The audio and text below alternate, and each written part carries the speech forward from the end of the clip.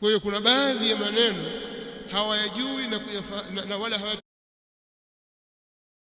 hawatayafahamu isipokuwa watu waliobobea katika ilmu, tafsiri yake na maelezo yake. Wao sasa ndio watoe maelezo kwa mujibu wa sheria inavyoeleza, lakini usizungumze kwa mujibu wa mtaani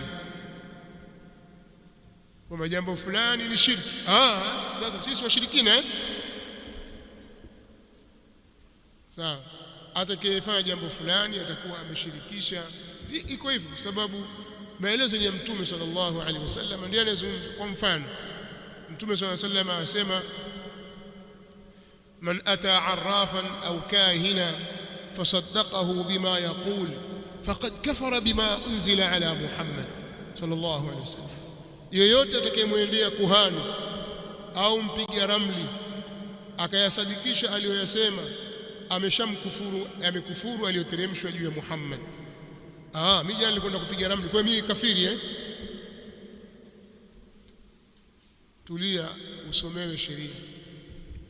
Sibabu almuslimi fusuqun wa qitaluhu kufrun, kutukanana na muislamu ni ufasiki na kupigana naye ni ukafiri. Kwa hiyo sisi makafiri. Tulia, ufahamishwe sheria yaeleza nini. Sawa? ومن لم يحكم بما أنزل الله فأولئك هم الكافرون, na yule ambaye hakuhukumu kwa kile ambacho amekiteremsha Allah, basi hao ni makafiri.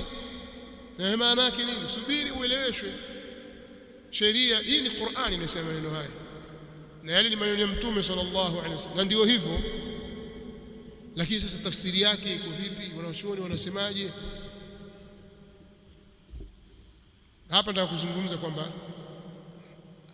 yale yaliyotamkwa yatatamkwa vile vile kama yalivyokuja, na itabaki tafsiri na maelezo. Atakayefanya jambo fulani amekufuru, atakayefanya jambo fulani ameshirikisha.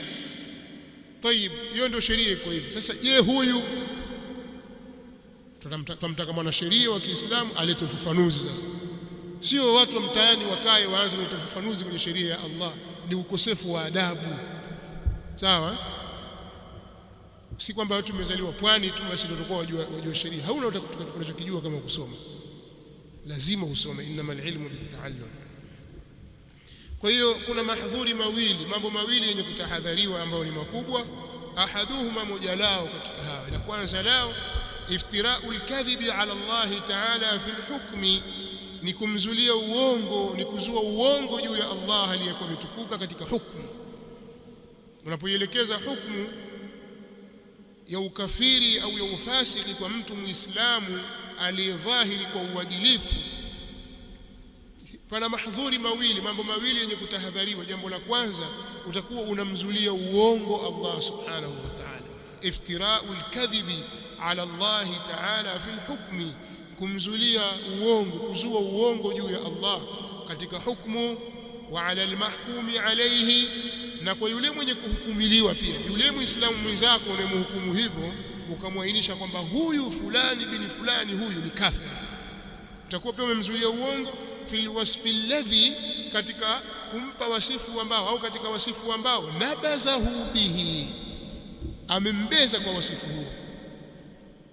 Nabazahu bihi, amembeza, akampa wasifu fulani, atakuwa amemzulia uongo Allah na amemzulia uongo huyu ndugu yake Muislamu, wakati alipomwita kafiri na hali ya kuwa si kafiri.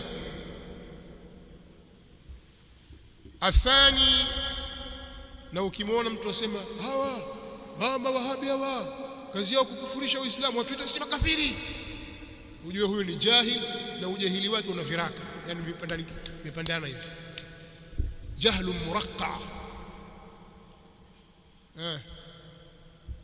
Wakimsikia mtoto basi ni jahil, na wengi hao, wengi kweli kweli. Kile nyinyi msipate taabu, nyinyi someni tu.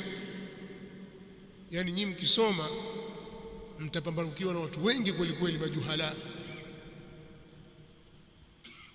ambao wanasema kama anavyosema Mtume sallallahu alaihi wasallam, akawaita kwa lugha ya Ruwaybidha.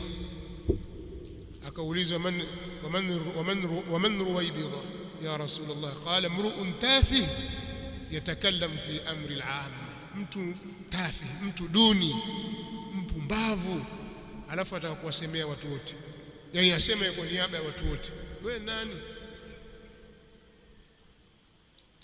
Maneno haya lazima kila mara yazungumze tena kwa ukali, kwa sababu ni tatizo kubwa katika mujtamaa wetu. Kila mmoja atakusoma kwa sababu kaona kwenye TikTok, kaona kwenye Facebook maneno fulani, basi hivi ataka aseme. Kwa mkisoma mtawajua watu wa aina hii, msiposoma mtakuwa wajinga kama wao. Sawa. Athani, jambo la pili, alwuquu fima nabazahu bihi akhahu, ni kuingia kwenye lile ambalo yeye amembeza kwa hilo ndugu yake. Wewe si muita mwenzako fasik au muita mwenzako kafir, basi ule ukafiri wa kurudia wewe. Alwuquu fima nabaza bihi akhahu, ni kuingia kwenye lile ambalo amembeza kwa hilo ndugu yake.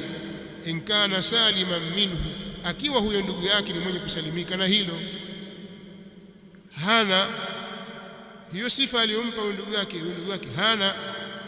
Fa fi sahihi muslimin, kuna katika sahihi Muslim hadithi katika kitabu al-imani, babu hali imani man qala li akhihi al-muslim ya kafir, hadithi nambari 60, an Abdullah ibn Umar radhiyallahu anhuma, imepokewa kutoka kwa Abdullah ibn Umar radhiyallahu anhuma, anna an-nabiy sallallahu alayhi wasallam qala, kwamba mtume sallallahu alayhi wasallam amesema, idha kaffara ar-rajulu akhahu, pindi mtu atakapomkufurisha ndugu yake.